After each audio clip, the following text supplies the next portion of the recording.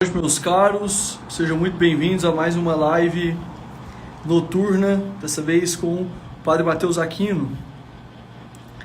Será uma live excelente sobre a redescoberta da vida espiritual sem esquisitices. Vocês estão me vendo bem e me ouvindo bem? Me avisem aqui, por favor. E já achei.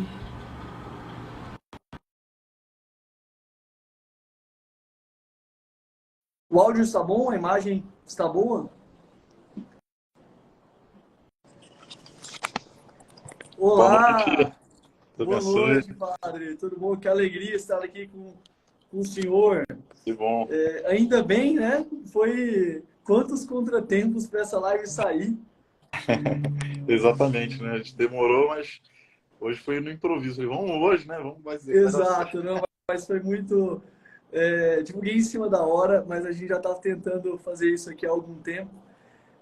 E fico mesmo feliz aqui com a sua presença. Já nos conhecemos de alguma forma há alguns anos pela internet, né? E tive a graça de conhecê-lo. Foi no final do ano passado ou no início desse ano? No Rio? Eu não Eu tô lembro. sem noção de tempo. Acho que foi no final do ano passado. Acho que final do ano passado fui a um almoço no Rio e você estava lá, né? Então foi uma boa surpresa e rendeu ali uma tarde excelente. Então a gente se reencontrar aqui. A Nicole mandou um abraço, ficou super feliz Outro para ela. com a live. O meu áudio tá bom? Ele tá chiado, alguma coisa? Tem um barulhinho ali. Tá ok? Tá ótimo. Ótimo, ótimo. Então decidi convidá-lo aqui para esse tema da redescoberta da vida espiritual sem esquisitices, porque vejo que esse é um movimento que tem acontecido muito no Instagram. Acho que nunca as pessoas conversaram tão abertamente sobre religião, sobre esses temas. E chega a ser impressionante a qualidade de muitos conteúdos, né, que a gente vê hoje no YouTube, no Instagram. A gente brinca, né, que a rede social só tem besteira, né? Mas se a gente for olhar de maneira atenta, há coisas realmente que são excelentes. E isso tem aberto os olhos, né, de várias pessoas para um tema que elas nunca consideraram, né?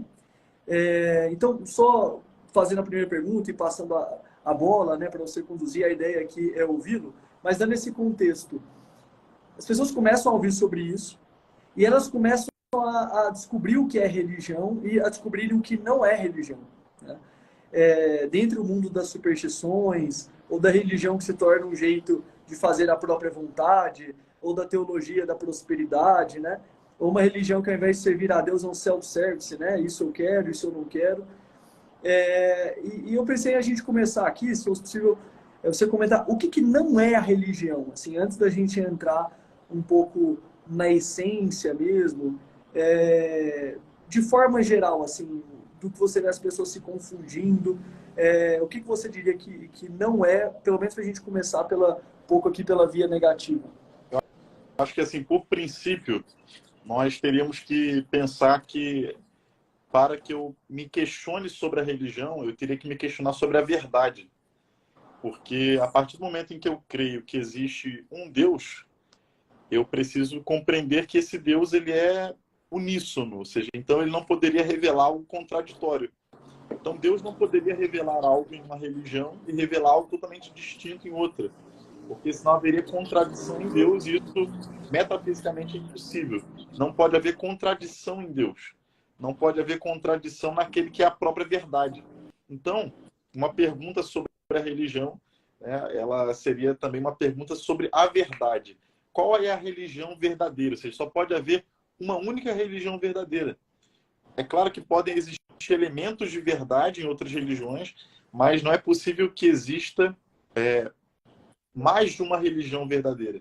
Por quê? Não existe contradição em Deus, não existe contradição na verdade. Porque senão Deus estaria orientando a partir da dubiedade. E Deus jamais faria isso.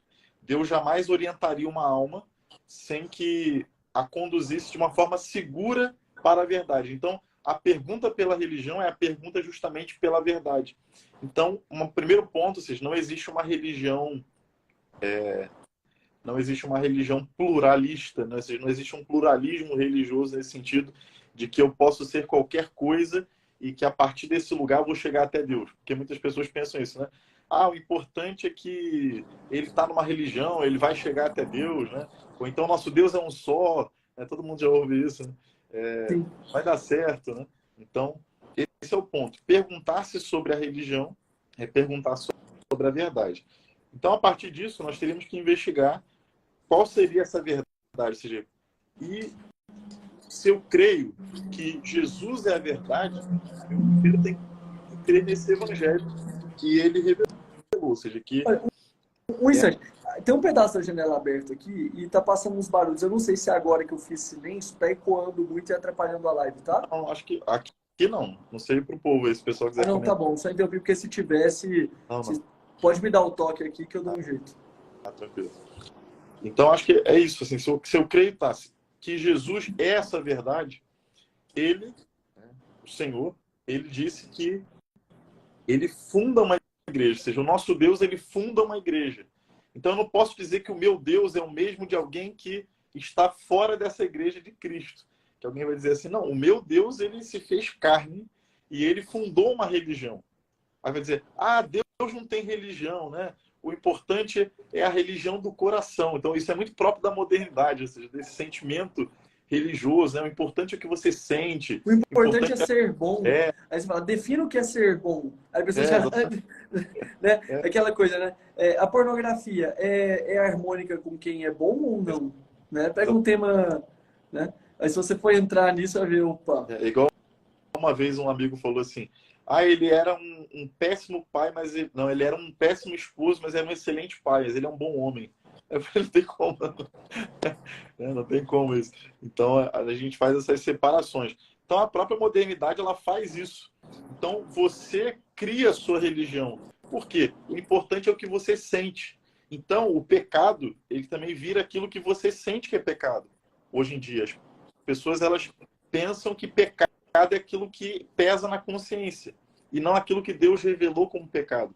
Por exemplo, uma pessoa, ela vai para a confissão. E vamos supor que seja uma mulher que ela ficou assim muitos anos afastada da igreja, ela nunca foi da igreja, e durante a sua juventude ela tenha feito um aborto. Ela fez um aborto e depois desse aborto tal, ela ficou muito mal e ela faz uma experiência com Deus, ela se converte. E depois de convertida, essa pessoa vai para a confissão, depois de nunca ter feito uma confissão. E ela vai para a confissão e ela diz, padre, eu fiz um aborto. Só. Ou seja, ela não vai dizer os pecados desses anos todos de vida, né? Porque ela pensa que pecado é aquilo que está doendo na consciência. Mas ela já cometeu muitos outros. O pecado não é aquilo que dói na consciência, simplesmente. O pecado é aquilo que Deus revelou como pecado. Eu não acho que masturbação, pornografia, sei lá, gula, seja pecado. A pessoa pode pensar desse jeito. Mas não importa o que você acha, o que você sente. O que importa é que você tem uma moral a seguir. Eu acho que uma coisa bela do catolicismo é justamente essa objetividade.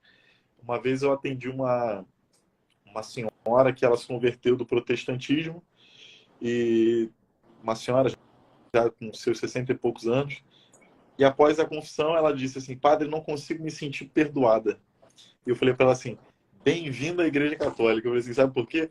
Porque agora você tem a certeza de que você foi perdoado, você não precisa sentir nada.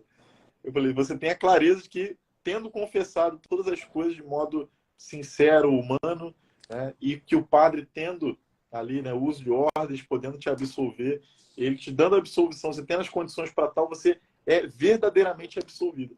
Então você vive, né, de uma fé que é racional, como vai dizer São Paulo, de um culto racional. Então essa é a beleza de ser católico, né, essa objetividade que nós temos diante da fé. Então a modernidade, ela faz o contrário disso.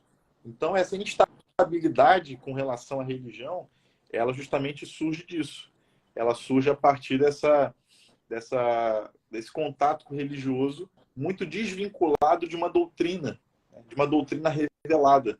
Então, como eu falei, né, se eu creio que Jesus é a verdade, então eu creio que esse Deus, né, ele funda uma religião. Nosso Senhor vai dizer isso, né? Tu és Pedro, e sobre esta pedra eu edificarei a minha igreja. As portas do inferno não prevalecerão sobre ela. Ou seja, se eu creio que a palavra dele é verdade, eu tenho que necessariamente, né, defender que existe uma igreja que vem desde Cristo e que irá perseverar até o fim dos tempos. Né? Então, esse é o ponto. Porque ele disse que ele funda uma igreja aqui e que essa igreja ela iria perseverar até o fim. É uma igreja visível. Não é uma igreja que as pessoas podem falar assim, ah, mas a igreja somos nós. Né? A igreja somos nós. A pessoa pode começar com esse papo assim, meio individualista, né? E egocêntrico. Então, eu dizer isso, né, que eu creio nessa palavra, que essa palavra é verdadeira, eu tenho que necessariamente admitir que existe uma igreja que vem desde Cristo e que irá perseverar até o fim dos tempos. Isso é o ponto. Alguém pode dizer assim, ah, mas a igreja apostólica, ela acabou ali no século IV e veio a igreja católica. Alguns protestantes falam isso, né? Então fala, se Cristo é Deus e ela acabou, ele não cumpriu a promessa dele, logo ele não pode ser Deus. Então ele não pode ser Deus e ele também não pode ser a verdade, né? Exato. Aí, mas essa igreja aí, ela se corrompeu e por isso teve a necessidade de surgir uma outra. Se ela se corrompeu, o inferno prevaleceu sobre ela. O Espírito Santo não cuidou bem. Exatamente. Então, novamente, Cristo seria um mentiroso, né? E o protestante estaria dizendo a verdade. Então, é melhor ficar com Cristo. Né? Então, esse é o ponto. Você compreender primeiro que a fé ela está vinculada à razão. Essa é uma insistência do Papa João Paulo II para o nosso tempo. E aquele documento certamente foi escrito pelo cardeal Ratzinger na época. Né? Nós vemos toda a linguagem dele ali. Né? Certamente foi ele que escreveu, João Paulo II assinou. Né?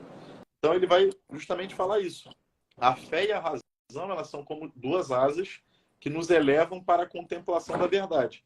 Se você descamba, né, para o fideísmo, você não consegue chegar na verdade. Se você descamba para o racionalismo, você também é capenga e você não consegue se elevar para a verdade. Então, esse é o ponto. Fé e razão devem estar unidas para que eu possa chegar a contemplar a verdade. E essa verdade ela não é uma verdade simplesmente natural. Ela é uma verdade sobrenatural. Que alguém pode dizer assim, ah, mas pela razão é possível chegar ao conhecimento da verdade de Deus? É possível. Mas não ao conhecimento pleno sobre Deus e sobre a revelação. Porque São Tomás de Aquino vai dizer isso, né? Como que... Ele vai dizer, é possível que o homem chegue pela sua razão à consciência de que Deus existe. Mas por que então Deus se revela? Ele vai dizer, porque primeiro seria um caminho muito árduo para todas as pessoas, porque nem todos chegam a essa capacidade não é tão inteligente intelectual. Assim. Exatamente. E ele falou, nesse caminho a pessoa ela poderia se perder, né? Ela poderia se desviar nesse caminho a um outro conhecimento. Né? Então, Deus se revela justamente por isso, por causa da fraqueza do homem e por causa da limitação do homem. Então, Deus ele se revela. E se eu creio que Deus se revela, então é meu dever ouvir a revelação. É um dever moral. Por que as pessoas hoje elas não querem Deus, né, com a sua doutrina? Por que elas acreditam numa energia, numa força? Né? Porque a energia ela não pede nada de você. Né? Ou seja, a energia não pede que você viva a castidade, ela não pede que você vá à missa todos os domingos, né? Ela não pede nada. Ou seja, ela pede o que você acha que ela pede. Ah, eu vou, sei lá, eu vou te mandar boas vibrações no seu aniversário, né? Rezar por você, ninguém quer não. Exatamente. Né? Agora, dar boas vibrações é uma maravilha. Porque, assim, ninguém quer obedecer a Deus. As pessoas, elas querem viver uma vida de fé onde elas sejam o próprio Deus. Essa é a tentação do povo no deserto. Você vê que o povo no deserto, o que eles fazem quando Moisés ele sobe para receber a lei de Deus? O que o povo está fazendo nesse instante? O povo começa a para Arão um Deus. Né? Ou seja, que Deus? Um Deus que eles pudessem domesticar. Ou seja, o bezerro naquele tempo era um animal doméstico. Né? Então eles queriam um Deus que eles pudessem colocar no bolso. Eles não queriam um Deus invisível. Né? Eles não queriam um Deus que dissesse para eles o que eles têm que fazer. Um Deus que se manifestasse com milagres, prodígios, né? Com o fogo na montanha, né? Com os trovões. Né? Eles não queriam um Deus que causasse para eles temor. Eles queriam um Deus que dissesse assim, não, a gente deixa ele aqui no nosso bolso. Né? A gente deixa ele aqui guardadinho. Então é um Deus que eu posso domesticar. Então esse é o ponto. Né? Sim, sim. Queria comentar algumas coisas dentro disso, para a gente ir para outros temas, mas o Chesterton, achei muito curioso, muito proveitoso começar com essa questão da verdade, né? Porque sempre que isso não está muito claro, é muito fácil surgir muitas confusões. Mas o Chesterton comentava assim no Ortodoxia, ele escreveu em 1908, então cento e poucos anos, né, para quem está assistindo, que ele comentou isso. Ele está falando, hoje em dia as pessoas dizem que as religiões são todas iguais. Então, assim, tinha uma época onde as pessoas eram mais decentes, que elas não falavam isso, né? Elas sabiam que eram diferentes. Você fala, hoje em dia as pessoas dizem que as religiões são todas iguais. Mas normalmente quem diz isso são as pessoas que não entendem nada de religião. Porque é justamente no fundo que elas são diferentes. E ele dá um exemplo interessante, ele fala, as pessoas dizem que as religiões são todas iguais, mais ou menos como diriam que os jornais são todos iguais. Ah, porque todos eles têm escritórios, jornalistas, têm papéis, têm editores, né? Mas dizer que os jornais são todos iguais por causa disso é só dizer que eles concordam nos métodos, mas não na essência. Para saber se os jornais são todos iguais, você deveria ler os jornais. Você vai descobrir que tem um jornal liberal, um jornal socialista, um jornal... Você tem que ir à essência. Da mesma forma, quando dizem que as religiões são todas iguais, porque elas têm algum templo, porque elas têm algum sacerdote, um pastor, alguém lá na frente, porque elas têm um livro, uma meditação, uma oração, uma tradição, é só dizer que elas concordam nos métodos, porque tem que ter algum lugar, tem alguém que sabe mais. Algum tipo de oração você vai ter que fazer, senão não é religião, você vai se comunicar com Deus como, né? Uhum. E vai ter um livro, porque tem que estar em algum lugar escrito, tem alguma tradição, porque surgiu antes. É como se falasse todos os Então, jornais são iguais, porque todos eles usam papel, né? exato. Então, assim, eles vão comparar as religiões, são todas iguais. Cara. Não, mas é o mínimo. Ah, elas falam de Deus, elas falam da vida após a morte, isso é o mínimo. Pô, a religião, mais ou menos, né? Assim, se não falar um pouco da vida sobrenatural, do pós-morte, elas nem seriam religião propriamente. E elas concordam, normalmente, os pontos que elas concordam é de virtude natural. Então tem que ter um pouco de temperança, não pode cair muito na gula, né? Tem que fazer o bem e não fazer o mal, né? Princípio de lei natural muito genéricos, né? Mas quando você vai entrar mesmo, as diferenças são absurdas, né? Se a gente vai falar assim, e tive uma conversão tardia, né? Então me confrontar com essas coisas foram interessantes, porque quando eu li o Ortodoxia, eu era essa pessoa que dizia isso, né? E na hora que eu falei, putz, é verdade, né?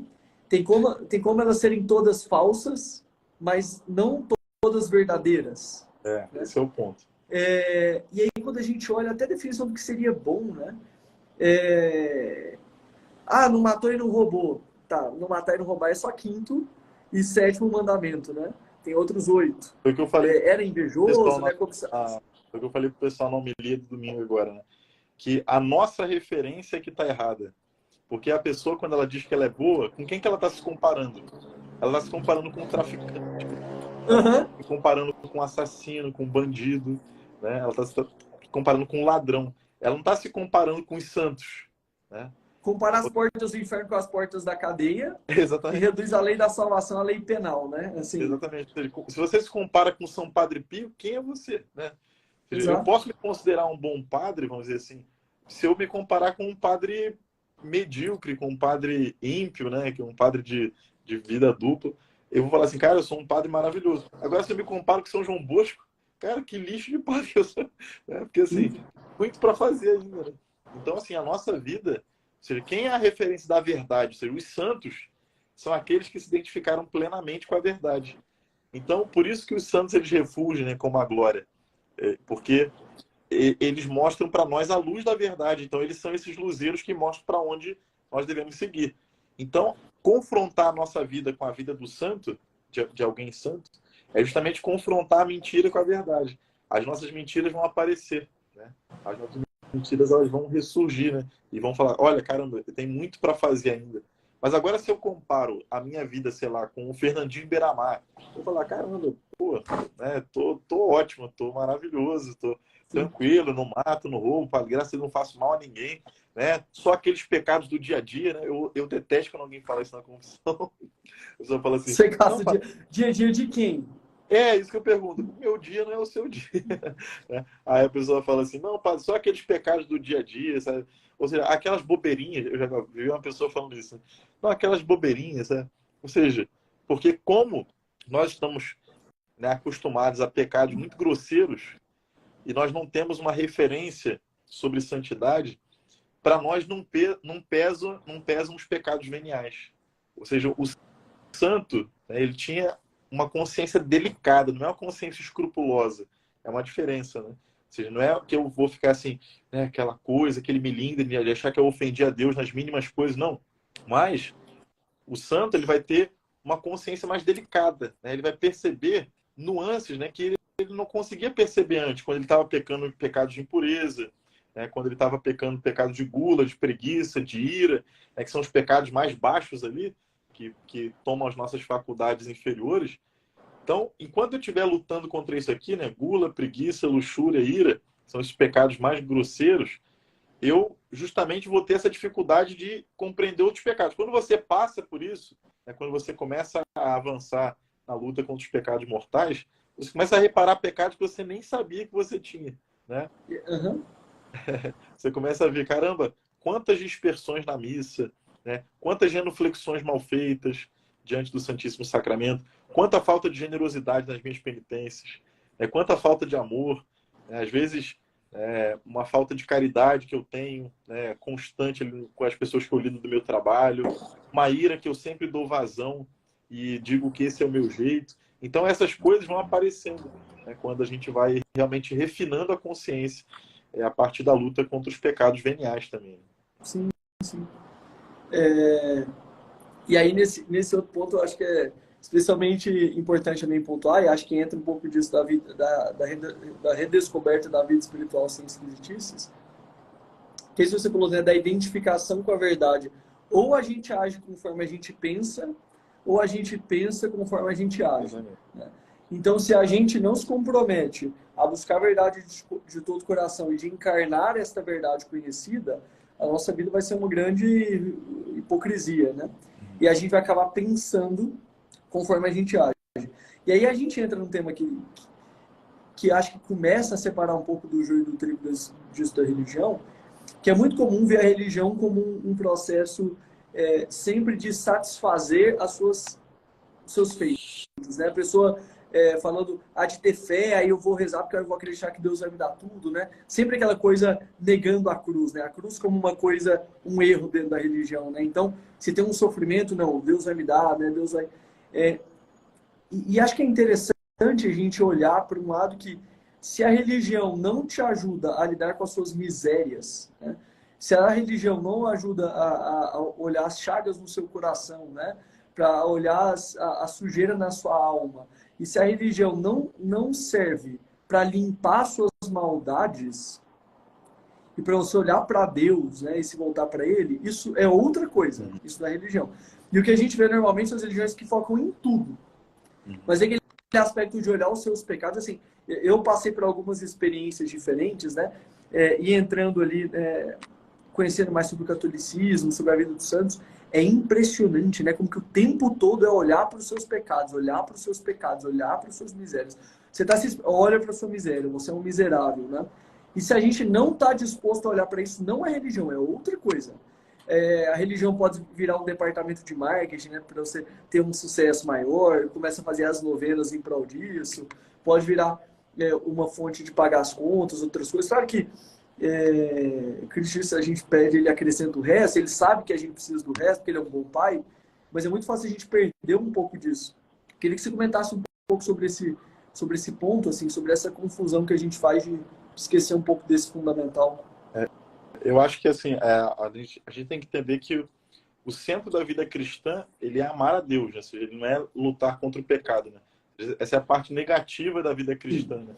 Então, assim, o ponto central da nossa fé é amar a Deus. Porém, o que as pessoas não entendem é que elas são imperfeitas e que o amor, ele é perfeito.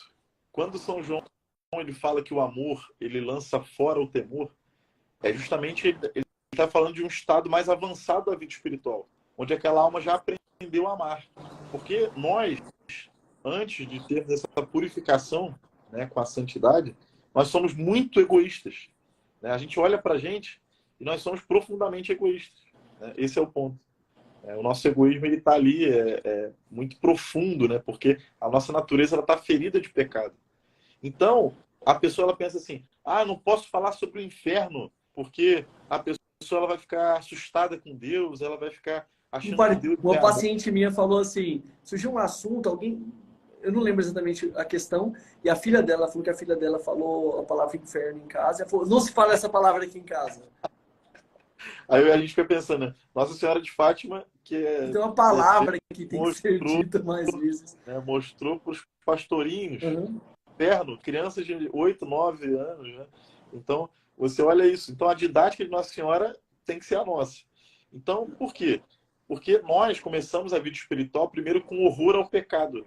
Ou seja, todo o trabalho do diretor espiritual, no início, é fazer com que a pessoa odeie o pecado, que ela sinta horror por aquilo, que ela compreenda a maldade, que ela compreenda o que o pecado leva ela a fazer, onde o pecado a coloca, a separação, que o pecado ele é o inferno em potência. Né? Então, esse início da vida espiritual, ele tem que ter, sim, medo do inferno. Porque se você não passa por aqui, você não chega aqui, que é no amor. Né? Vai chegar um momento em que nós iremos amar a Deus, não por medo do inferno e não por esperança do céu. Né? Temor e esperança não são motivações puras para o amor. Né? Mas vai haver um momento que nós amaremos a Deus por quem Ele é. Essa é a meta. Porém, isso é um caminho. Eu não vou chegar. Eu sei que isso aqui é o caminho. Eu sei que isso aqui é a meta. Né? Mas enquanto eu não tenho medo do inferno, eu não tenho medo de perder a minha alma, eu não tenho temor, né, de ofender a Deus, assim, de realmente buscar a minha salvação, como vai dizer São Paulo, com temor e tremor, não tem como chegar a amar. Porque se eu não odeio aquilo que ofende o meu amado, como que eu posso amá-lo? São Tomás de Aquino vai dizer isso, que a virtude da caridade, anexa a ela, vem o ódio ao pecado. Porque o que é a virtude da caridade? Caridade não é ajudar um pobre, né? Não. Caridade na vida espiritual é amor de amizade com Deus. Então, esse é o ponto. Então, se eu tenho amor de amizade com Deus, eu irei querer anular dessa amizade tudo aquilo que ofende o meu amigo. Então, isso começa primeiro aqui, onde eu medito, né, sobre os horrores do pecado, sobre os horrores do inferno. Por que tantos santos meditavam sobre isso? Por que tantos santos receberam de Deus a graça de irem até o inferno?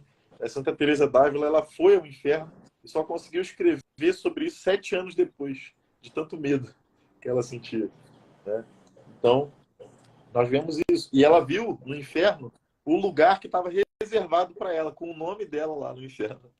Então ela chegou lá e viu o nomezinho dela Acho que é reservado. uma bela catequese, né? Assim, eficaz. Foi... Se é bela, eu não sei, mas parece eficaz. exatamente. Então, assim, nós temos que saber isso. Tem um lugar no inferno com o nosso nome. Está reservado lá, está quentinho para você. Né? Então, mas também no céu existe um trono para nós, que tem o nosso nome, que ficará vazio ou não, dependendo da nossa luta pela salvação. Então, eu tenho que meditar sobre isso. São Francisco de Sales, na Filoteia, ele vai falar justamente isso, que nós temos que colocar todos os dias num ponto de meditação onde eu me imagino num caminho e de um lado eu vejo Deus Nosso Senhor, a Santíssima Virgem, com meu anjo da guarda, com São José, com todos os santos, os anjos, né? E do outro lado eu vejo os demônios, né? As almas dos condenados, as pessoas que abandonaram a Deus, as pessoas ofendendo a Deus e ofendendo uns aos outros e cheia de raiva. E eu tenho que dizer que caminho eu quero, para onde eu quero ir, né? Ou seja, para que lado eu quero ir, que lado eu quero seguir. Então, se eu coloco isso friamente falando, né? Caramba, claro que é para Deus. Só que isso é um esforço diário, né? Isso é uma luta diária, uma luta para vencer o pecado, para renunciar aos prazeres. Então, nós temos que entender isso. Toda a vida espiritual como um todo, ela começa por isso aqui. Ou seja, onde eu começo a ter medo de perder a minha alma, ter medo de ir para o inferno. E depois, sim, eu vou passando, né, por esse estágio de, olha, eu preciso amar a Deus, porque o próprio Deus, que é amor, vai me purificar. Então, essa luta contra o pecado, ela nasce justamente de uma luta amorosa, né, onde eu quero realmente lutar contra o pecado, porque eu não quero ofender a quem me ama, me amou primeiro. Né? Então, não é simplesmente... Porque religião é isso, né? Significa religar, né? Ou seja, ligar de novo o homem a Deus. A religião é isso, ela liga de novo o homem a Deus, o homem que estava perdido. Então, a nossa santa religião, que é a religião verdadeira, né? ela é justamente isso. É a religião da graça. Por quê? A graça, ela é... Existe uma graça incriada e existe uma graça criada. Ou seja, uma graça incriada é quem? A graça incriada é o próprio Espírito Santo, que é Deus, ou seja, que ninguém criou, né? Ele é Deus. E existe uma graça criada. O que é a graça criada? A graça criada é essa qualidade nova na nossa alma que nós recebemos de nos tornarmos filhos de Deus, de vivermos a vida do céu, de vivermos a vida eterna. É algo que a gente não possuía e que a gente possui a partir do momento que nós recebemos essa força do Espírito Santo, essa graça do Espírito Santo em nós. Então, quando eu recebo isso, então, quando eu recebo Deus na alma, o que acontece no meu batismo? Eu recebo o céu, porque Deus é o próprio céu. Então, qual que é a prova de que a religião católica é a religião verdadeira? É justamente isso, porque fé não é um salto no escuro. As pessoas pensam isso, né? Ah, a fé, você não tem visão e tal. Claro, a fé você não tem a visão. Mas a fé, a nossa fé católica, ela é, como vai dizer a carta aos Hebreus, ela é a substância, né? Ela é a posse das coisas que nós não vemos, mas ela já é a substância, né? Tem uma tradução errada no nosso lecionário, que é como dizer assim, né? A fé é a confiança nas coisas que não se veem, né? Só que fé e confiança é uma tradução protestante, né? Porque, na verdade, o original está ali substância, né? Ou seja, a fé, ela é a substância das coisas que não se veem. Ou seja, a fé, ela já é uma posse de verdade do céu. Então, o que acontece? Quando eu sou batizado, então eu recebo Deus na alma, que é o próprio céu. Então, eu já vivo o céu, só que ainda não. Ou seja, a teologia chama isso de tensão escatológica. Ou seja, você já vive, mas ainda não plenamente, né? Então, você vive nessa tensão, nessa vida, né? Então, você está tenso ali, porque você já vive o céu, porque você tem Deus na alma, e ainda não. Quem tem a graça de se confessar com frequência, sabe exatamente que isso é verdadeiro. Por quê? Quando você está em estado de graça, você é uma outra pessoa, né? A gente consegue rezar melhor, a gente consegue fazer melhor a caridade, né? A gente tem mais luzes de Deus, a gente consegue, né, ver as cruzes com mais amor, com mais paciência. Agora, quando A você vida está fica fora mais da leve de alguma graça, forma, né? então a graça ela é real, né? Quando você está fora da graça de Deus, quando você está em pecado, você é uma outra pessoa, né? Quem está aí na live, comenta aí se isso é verdade ou não, né? Isso se a É pessoa, Santa Catarina de Sena fala, em uma de suas cartas, ela fala: no fundo, a vida se resume a servir a um de dois senhores. Quando você faz o bem, está servindo a Deus; quando você está fazendo o mal, está servindo ao demônio. E cada senhor só dá o que ele tem. Então, quando você serve a Deus, você tem a concórdia, é a paz, é a misericórdia, né? É a mansidão, é o amor, é o perdão. É um coração, sem dúvida, voltado para o bem, para a verdade, né? Ela fala, mas quando você serve, o demônio que ele te dá é o desespero, é o tormento, é a angústia, a discórdia, a raiva, a inveja, né? Isso é muito curioso, assim, como que, estando fora do estado de graça, até as brigas em família, né? As coisas vão ficando mais, assim, eu vejo isso em consultório.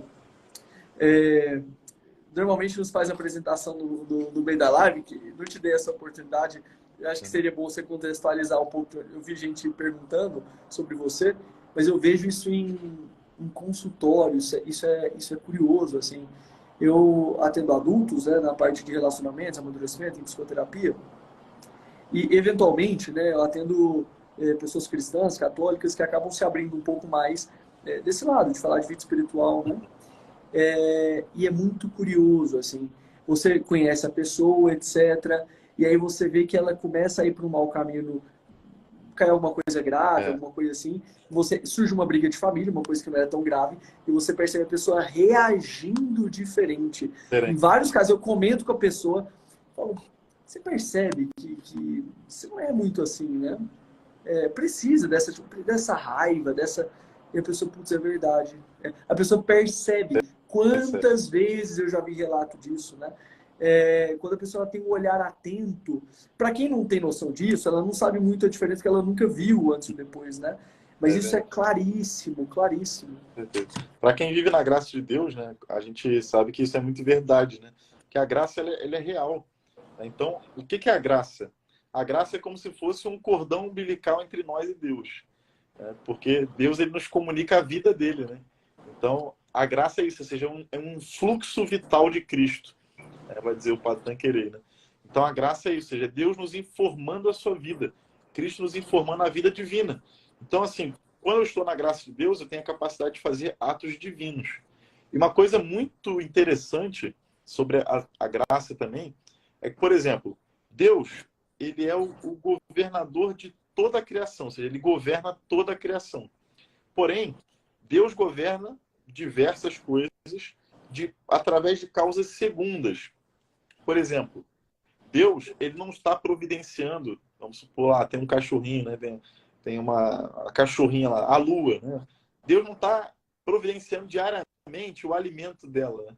Ou seja, o bem dela não é o bem de Deus individualmente. Deus não está preocupado com a lua em si, né?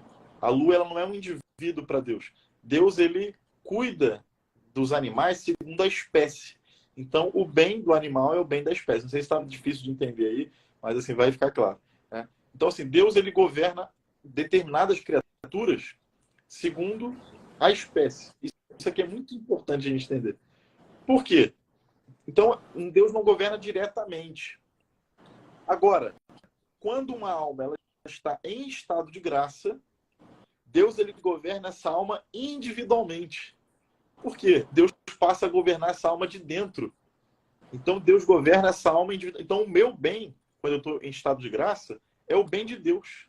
Então, eu tenho essa clareza de que em estado de graça, se eu estou em estado de graça, tudo que acontece na minha vida é porque Deus está conduzindo.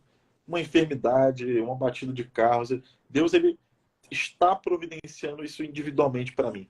Então, isso me dá uma paz, porque eu vejo assim, caramba, eu sei que isso é vontade de Deus. E Santo Afonso fala isso, que a gente deve olhar para o céu e dizer assim, é vontade de Deus. Isso nos traz a paz, porque eu não vou querer estar em outro lugar, eu não vou querer estar numa outra situação, eu não vou querer fugir dessa realidade, porque eu sei que Deus me quer aqui, né? Deus me quer nesse estágio para que eu aprenda algo, para que eu viva, né, esse momento. Então, Deus está governando a minha vida de dentro, né? Como que a gente conhece a verdade, né? Não há nada na inteligência que antes não tenha passado pelos sentidos, né? A gente já aprende isso, né, de Aristóteles, né? Não existe nada aqui que não tenha passado por aqui, né, pelos sentidos, né? Não tem nada disso, porque nós conhecemos a partir de fora. É a forma como nós conhecemos as verdades naturais. E como que eu conheço as verdades sobrenaturais? Eu conheço as verdades sobrenaturais a partir de dentro, porque é uma luz que vem de uma outra forma, não é a luz natural, né, da verdade. É a luz sobrenatural da verdade. Então é Deus que me fala, por exemplo, até para eu crer, quem está me informando, quem está me dando a graça de crer é Deus. Então, a partir de dentro, Deus está me informando a sua vida, a sua graça, Deus está me conduzindo. Vamos entender isso a partir da imagem do filho pródigo, né? O filho pródigo, quando ele estava na casa do pai, né, ele tinha alimento, ele tinha roupa, né? Quando ele sai da casa do pai, ele fala, pai, eu quero a minha herança. Quem pede herança para o pai vivo, né? Ele está dizendo, né? Ou seja, o pai está morto para ele, então ele vai embora. Só que, longe da casa do pai, o que acontece? Ele não tinha comida, né? Nem a comida dos porcos era dada para ele, né? Trabalho péssimo, vivendo, né, gastou tudo com prostitutos e tal. E ele pensou, olha, na casa do meu pai, ou seja, na comunhão com Deus, na comunhão com o meu pai, eu tinha alimento, né, eu tinha pão com fartura, eu tinha vestes, né? Então ele volta para a casa do pai, ou seja, é a confissão, né? Então quando ele se confessa, quando ele está em estado de graça, o que acontece com ele? O pai fala, olha, preparai um banquete para o meu filho, colocai um anel em seu dedo, uma sandália em seus pés, colocai uma veste nele. Então, isso é o que acontece quando nós estamos na graça de Deus. Deus, ele providencia as coisas individualmente para mim. Você vai dizer, padre, mas eu estou na pobreza. Deus está providenciando isso exatamente para você. É por algum motivo que você não consegue entender. Mas você sabe que Deus está agindo. Uma vez lá na igreja, estava tendo obra, né? E o piso estava demorando muito, muito para chegar. E eu estava desesperado. Eu falei, caramba, eu preciso desse piso pronto, preciso terminar essa obra, tem data marcada de inauguração, não sei o que e tal. E tudo dava errado, sempre o piso era atrasado, o pessoal me ligava dizendo que não tinha saído. Aí eu falei, cara, eu preciso me confessar. Eu falei, não sei porquê, fiz um exame de consciência bem refinado, assim, meu Deus do céu, tal. Aí fui para a confissão. Aí me confessei. Aí assim que eu saí da confissão me ligaram, padre, o piso tá saindo daqui. Eu falei, caramba. Então realmente, né? Deus ele providencia as coisas individualmente para nós. Acho que esse é o ponto. E quando a gente compreende, a gente dá mais valor ao estado de graça, a gente luta mais contra o pecado. Eu tive uma experiência vindo para cá para fazer a live e tal. E tem um rapazinho, um menininho, deve ter uns 7 anos, 8 anos, no sinal, cara, aqui perto, né? Ele fica com a família pedindo dinheiro, né? Aí o nome dele é Alisson e tal. Aí eu falei, e aí, Alisson? Ganhou muito chocolate nessa Páscoa? Aí ele falou assim, não, ganhei pouquinho. Aí eu fui e dei uma caixa de bombom para ele, né? Aí ele não me agradeceu nem nada, sei claro, que não queria aquilo, né? Mas ele pegou assim, simplesmente botou de lado.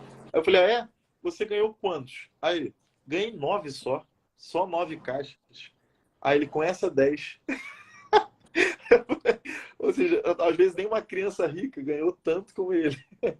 Ou seja, mas ele está tão acostumado a ganhar sem nenhum sacrifício aquilo, né, que para ele aquilo ali é pouco, né? Então a gente também tem que ter a Santa Teresinha fala isso, que as 2 virtudes principais da vida espiritual são abandono e gratidão, né?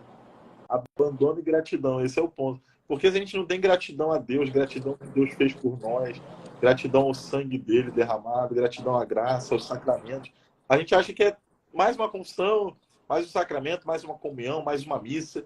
Então, quando eu perco a capacidade de me maravilhar diante da minha fé, diante da minha religião, diante da beleza da igreja, então eu perco esse coração infante, né? Esse coração simples, né? Acho que esse é o ponto também. Sim. E queria puxar isso um pouco para a vida ordinária, assim. Algumas pessoas, às vezes vindo do seu perfil, provavelmente já estão mais acostumadas com esse assunto, mas pode ser que algumas pessoas vindo do meu perfil, ou depois, vendo a gravação, escutando um padre falando de pecado, né, segunda noite, algumas pessoas têm um certo nojinho de pecado, né, nojinho, assim, dessas palavras, o que é um problema muito grande, né? E queria comentar um pouco sobre isso, porque eu vejo que várias pessoas têm um certo fechamento para alguns temas da religião por bobeira, né? Primeiro, alguém que fala, eu não gosto de pecado, eu não acredito nisso, né? Primeiro, você não tem muita opção em relação a isso, porque pecado quer dizer mal moral, né? No cristianismo, em última instância, a gente está se referindo à linguagem técnica, né? No judaísmo e no cristianismo, a gente se refere ao mal moral como um pecado, né? Então, se você acredita que alguém matar a sua mãe é um mal moral, vou lá, isso é um pecado. A questão é que às vezes você pode não ter a consciência tão refinada para chamar algumas coisas de pecado ou não. Você pode questionar se é um mal moral ou não, mas que há, né? O pecado. Mas dentro disso, queria comentar uma coisa que, se a gente olhar com outros olhos, se torna uma coisa belíssima. A gente escuta isso, e às vezes com a cabeça moderna, né, Padre, que você estava comentando no início, de ver as coisas de um sentimento. Alguém escuta falando de moral, alguém escuta falando de pecado, né? E já dá aquela coisa, nem lá vem alguém falar o que eu não posso fazer, né? Lá vem alguém cortar as minhas asinhas. Tava tão bom, né? Tava tão bom. Para que eu fui entrar numa live, né? Falando do que eu não posso fazer. E essa é muito uma visão modernosa, né? Aquela coisa chamada ética da terceira pessoa, né? Não é que você vê um bem naquilo, é alguém que te diz, e quem é bom é quem cumpre. Então Deus não tinha nada para fazer, aí ele bota lá aqueles 10 mandamentos, e agora você tem que cumprir para você ser bom, né? E essa é uma visão muito errada. E há uma outra forma de ver isso, que é a visão clássica, quando Aristóteles está falando ali sobre a ética, ele está falando sobre a ética, que é a mesma coisa que moral, né? As pessoas, vejo que é útil comentar essas palavras que a gente escuta na escola a vida inteira, né? E sempre como coisas diferentes, eles sempre vão dar aquelas diferenciações, mas ética vem do grego, quando vai para o latim vira moral, né? Então, em essência, é a mesma coisa. Mas Aristóteles estava refletindo sobre a finalidade humana, que era ser feliz, né? E a ética e a moral entravam com a arte de ser feliz. Então, quando eles ouviam isso, né, seja de Aristóteles, São Tomás, depois de outros cristãos, as pessoas escutavam sobre pecado, elas entendiam que aquilo era imoral e que aquilo afundaria a vida dela, que aquilo não era o caminho do amor, que aquilo não era uma coisa boa, né? Então, uma coisa que eu vejo de atendimento, né? Eu acabo conversando com uma certa frequência sobre pornografia, né? E, eventualmente, algum vídeo eu comento que isso é imoral, eu falo que isso é ruim, tento explicar de diferentes pontos. E é comum, às vezes, a pessoa não concordar, achar uma palavra meio pesada, e ela está interessada por outros motivos, né? Mas é realmente imoral. E uma coisa interessante é a pessoa olhar assim, isso te faz feliz, né? Você foi feito para isso. Tô pegando uma coisa bem, falando de vida espiritual, mas uma coisa bem corriqueira que as pessoas não falam tanto. Às vezes, um assunto muito teológico parece um pouco distante, né? Mas a gente olha, você foi feito para isso, né? Um ato que sem dúvida vai destruir seu imaginário, um ato que se alguém ficar sabendo o que você está consumindo que te traria vergonha, que atrapalha muitas vezes o seu casamento, né? Que atrapalha o trabalho, que atrapalha seus hormônios. Você foi feito para isso? Não, porque você não foi feito para o pecado, isso é uma desordem, né? Então, quando a gente olha para isso e a gente escuta um padre nos falando sobre pecado, a gente deveria guiar o nosso olhar e entender como ser feliz. É muito curioso. Até quando se fala de castidade, né? Que é um tema que dos 10 mandamentos o pessoal discorda. Eu lembro de uma paciente e trouxe algumas dúvidas em relação a isso. Eu queria falar uma coisa, né? E se eu discordar dos mandamentos? De qual que você discorda? Vamos conversar. É de matar? Não. É de roubar? Assim, não discute em genérico, né? Discute em concreto. Vai ver sexto mandamento é castidade, né? Eu já tive E é curioso. De uma moça que chegou para... Né, ela, segundo ela queria confessar, só que não foi uma confissão porque ela não tinha as condições para isso, né? Uhum. E ela chegou para mim e tal, né, uma menina assim, toda meio sensualizada e tal.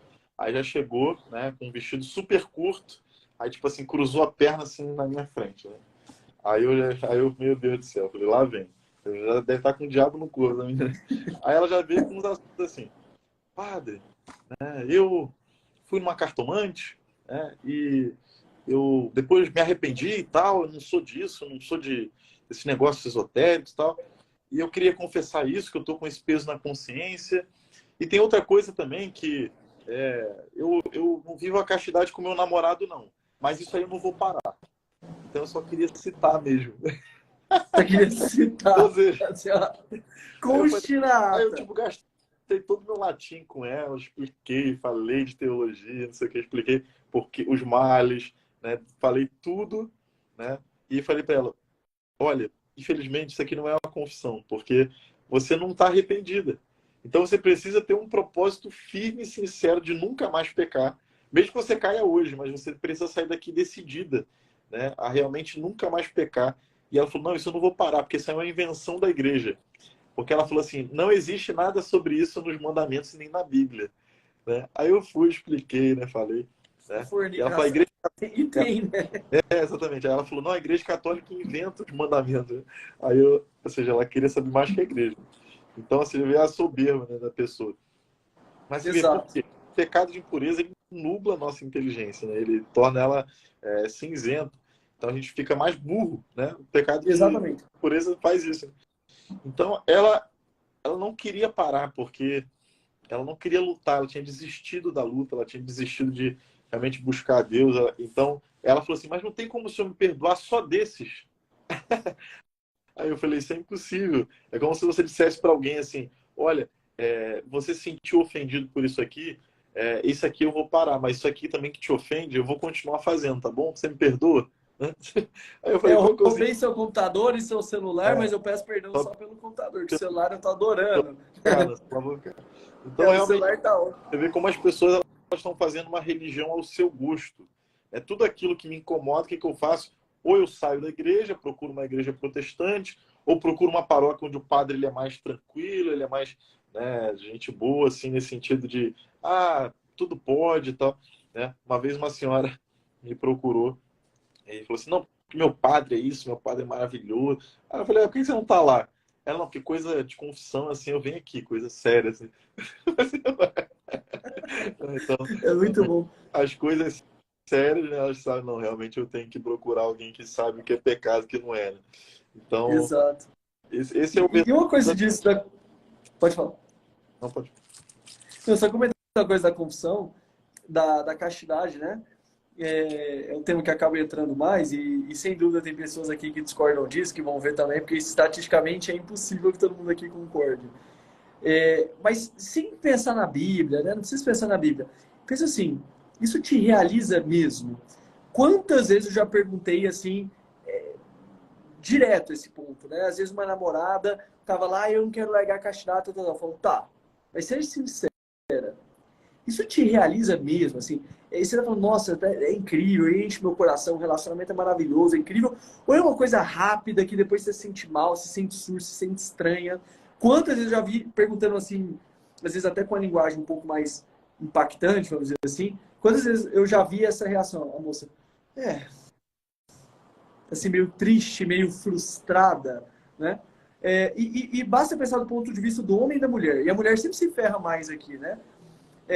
Mas do homem. Primeiro que anticoncepcional impede nidação, DIU também, então eles são abortivos, né? Então se for usar isso aí, já está potencialmente matando um filho. Então assim, vale a pena? Não vale, né? E aí a moça pode engravidar. Tem certeza que vai ser um bom pai? Você tem certeza que você vai assumir? Não tem. Quer casar com essa moça mesmo? Não tem. E seria uma dor de cabeça você ter problema na justiça porque um dos dois não quer casar, de ver? Seria. E no caso da moça, tem certeza que esse cara te promete a lua que ele vai honrar mesmo? Tem certeza que ele vai casar? Tem certeza que ele vai assumir? Porque tenho certeza que você recebe mensagens, eu recebo aqui, de namoradas desesperadas. Que Uhum. fala, teve uma há pouco tempo, mandou, aconteceu comigo, eu engravidei. Uhum. Desesperada para abortar. Esse é o ponto. E acontece. Elas E querem aí, o, o meio sem o fim, né? Então, elas querem, por exemplo, Deus ele coloca um prazer naquelas ações que são mais fundamentais na conservação da humanidade, né? Então, o comer e o beber, né? Deus coloca um prazer ali, e na relação sexual. Porque imaginemos se fosse algo extremamente custoso comer e beber, né? Quem já ficou doente, né? Às vezes você não quer comer nada, você não quer, tipo assim, é difícil você comer, você, não tô afim, né? Tô meio enjoado, né? E você só consegue, sei lá, comer alguma coisa líquida ou tomar um soro. Imagina se isso, se comer fosse algo extremamente difícil, né? Então, a maioria das pessoas, principalmente na nossa geração, que ninguém está disposto ao sacrifício, quem ia comer para poder sobreviver? O pessoal ia morrendo muito mais cedo, né? E depois, imaginemos se fosse algo extremamente repulsivo ter relação sexual, né? Então, Deus é muito perfeito naquilo que ele cria, né? As pessoas pensam assim, a igreja ela condena o sexo, né? A igreja ela olha o sexo como algo impuro. Não, pelo contrário. nada mais longe. Santo Afonso fala isso, né, que a relação sexual entre um homem e uma mulher casados é algo tão puro que poderia ser feito sobre o altar, porque é algo tão belo, é algo tão puro, né, que até mesmo o local onde acontece o santo sacrifício, né, puríssimo, né, daquele que é o Cordeiro Imaculado, poderia ser feito ali. Ou seja, essa consciência de que essa união, né, sendo verdadeiramente aberta à vida, uma união ordenada, ela é pura, né? Então, assim, não existe esse negócio, a igreja condena o sexo, não. A igreja ela é mãe, e ela está dizendo, olha, se você ficar buscando só prazer, né, prazer pelo prazer, sem o fim, sem você ter a responsabilidade diante do seu ato, cara, você vai dar com um burro na água, você vai quebrar a cara. O que está acontecendo hoje, né? A gente está vendo uma geração de gente muito triste, muito depressiva, muito ansiosa, totalmente sem Deus, totalmente, né? Todo mundo que disse que a igreja reprimia, que a igreja era a madrasta, né? Que a igreja era maldosa, que ela queria regular o homem. O que está acontecendo hoje? Está todo mundo tentando voltar, de alguma forma, para Às os vezes, valores que a igreja sempre pegou. Por exemplo, você vê hoje aí esses caras falando, acorde mais cedo, né? Não fique procurando prazer o tempo inteiro, saia do celular, O NoFap, né? A igreja falou o tempo inteiro, masturbação não pode, né? Aí você tem um movimento, aí ele sempre volta no versão secular e mais sem graça, né? Exatamente. Aí os caras se sentem um super-homem, eu sou Uhum. movimento NoFap, né? Aí o cara acha que tá descobrindo a pólvora, né? Você Uhum. fala, não, cara, você tem que ficar sem se masturbar, porque isso é maravilhoso pro seu cérebro, que a dopamina é isso. Cara, a igreja fala isso há muito tempo. Porque a igreja ela é perita em humanidade, vai dizer São João Paulo II. A igreja ela é perita em humanidade, ela conhece o homem. Pô. É porque a visão verdadeira do homem é a visão da igreja, porque é a visão do homem inteiro. É a visão do homem corpo e alma, não só corpo. O que aconteceu com esse mundo que tentou libertar o homem? Na verdade, o aprisionou. Porque isso acontece, né? O mundo ele promete liberdade e nos aprisiona. Cristo ele nos pede obediência e nos torna livres. Né? Esse é o paradoxo da vida espiritual. Né? Então, Exato, o exato. mundo diz que é libertar o homem. Falou assim, não, você tem que, sei lá, você não precisa ter filho, você tem que cuidar de você primeiro, você tem que olhar para si primeiro, né? Faça muito sexo, né? Não se reprima. Né? Essa questão do sexo é um tabu. Né? Então, isso tudo, o que aconteceu? O homem se tornou frustrado, né? Triste. Nós não vimos, nunca vimos uma geração tão medíocre como a nossa, né? De pessoas tão burras, né? De pessoas tão tristes, de pessoas tão depressivas, ansiosas, justamente por isso, porque se afastaram do que elas devem ser. Por exemplo, é como se eu pegasse, né, um controle de ar-condicionado e quisesse que isso aqui fosse um microfone. Isso aqui não é um microfone. Eu posso tentar usar isso aqui como microfone, isso aqui não vai expandir minha voz, isso aqui não vai, né, causar nada, não vou conseguir comunicar. Então isso aqui não cumpre a função para o qual ele foi feito. Enquanto isso, o ar-condicionado está desligado e está todo mundo passando calor. Né? Então, essa é a questão. Então, se eu não cumpro, e qual que é a nossa missão? Qual que é nosso fim? Alguém pode perguntar isso, tá bom, mas qual que é o meu fim? O seu fim é se unir a Deus. Ponto. Né? Isso não precisa ter religião para poder você chegar a essa compreensão. E como se unir a Deus? Se unir a Deus no teu dia a dia, não é você ficar na igreja o tempo inteiro. Né? Nem eu que sou padre fico na igreja o dia todo. Né? Então, o nosso altar, né? O que acontece? Né? Acho que é para encerrar assim, né? O que acontece? Existiu o templo de Jerusalém. Né? Nós vemos isso. Né? E o evangelho ele é muito significativo, porque ele fala que no momento que Jesus morre na cruz, o que acontece? O véu do templo, onde Deus habitava, é rasgado de alto a baixo. Ou seja, por que de alto a baixo? Porque o próprio Deus o faz, o próprio Deus o rasga. Então, o que acontece nesse momento? Quando Cristo morre na cruz, Deus faz desse mundo que era profano, ou seja, o que está fora do templo, né? O que está dentro do templo é sacro, é sagrado. O que está fora do templo era o profano. Então, o que Deus faz, então? Deus, ao sair, vamos dizer assim, do templo, claro que Deus não está restrito ao templo, Deus é onipresente, mas essa é a imagem de que Deus, morrendo na cruz, ele agora faz daqueles a quem ele redimiu com o seu sangue, templos seus. Então, aqueles que estão no profano, que estão fora do templo, se tornam um templo de Deus. Então, no seu trabalho, na sua faculdade, na sua casa, você tem que viver a santidade. Nesse sentido, você cumprir bem os seus horários, você fazer bem o que você é chamado a fazer, né? Você viver essa alegria na simplicidade, né? Você não se deixar bater pelos problemas, né? De você buscar rezar, de você, né, não precisar falar de fé, mas você ser uma pessoa que as pessoas olham, cara, o que tem ali de diferente? Caramba, eu quero conhecer isso. Então, você ter essa capacidade de viver a santidade ali, no teu dia a dia, né? Como mãe, né? Como esposa, como esposo, como filho, né? Como estudante, enfim. Né? Nossa missão é essa. Nossa missão é fazer desse mundo um altar no qual eu vou me santificar. Porque o meu dia a dia é esse lugar onde Deus quer ser adorado. Né? Então, onde Deus quer, né, ser alcançado ali no meu trabalho, numa atitude minha, no ônibus, né, na academia. Então, a gente tem essa capacidade, né? Perfeito. Padre, eu posso só fazer um aviso e uma última Claro, pergunta só para você encaminhá-los assim, do que fazer tendo ouvido tudo isso? Pode ser? claro, claro. Senão eu ia esquecer e iam me dar uma bronca de... Eu vejo, né, comentando essa questão da cachaça que me veio aqui à mente, e a gente vê que isso, que você comentou da vida familiar, né, é uma coisa muito negligenciada. E a gente vê pessoas sofrendo com isso bastante. Há dois sacramentos de missão, né, que é o do sacerdócio, e quantos anos de preparação para isso. E do outro lado do matrimônio, quantas vezes eu vejo pessoas casando sem ter a menor noção do que está acontecendo. E as dores são muito grandes, né, disso dando errado.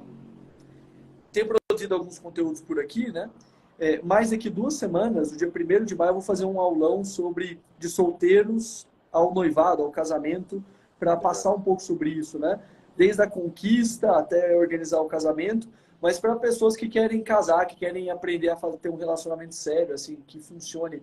Porque, por exemplo, muitas ideias, quantas vezes eu já atendi uma moça que era contra a castidade porque ela achava que ela conquistaria um homem na cama.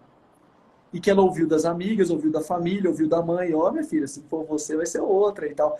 E é uma série de ideias que são absolutamente erradas. E que não é que é imoral só, que não funciona. E que no final deixam cicatrizes, feridas, né? Então, eu não coloquei nenhum link em nenhum lugar ainda, mas fiquem de olho aí aos interessados que não estão... É para quem não é casado.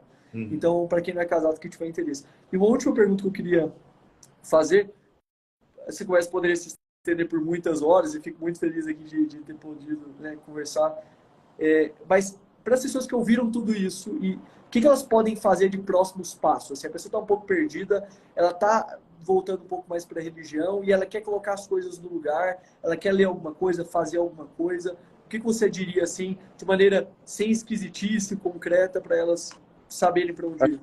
Acho que a primeira coisa é a gente entender que vida é tempo, né? A gente fala assim, fulano viveu 30 anos, 40 anos, 80 anos. Então, vida é tempo, né? Então, quando eu digo que eu quero dar a minha vida para Deus, eu tenho que dar tempo para Deus, né? Então, acho que o primeiro ponto é você começar a ir à missa todo domingo, pelo menos, né? Você buscar ir à Santa Missa todo domingo.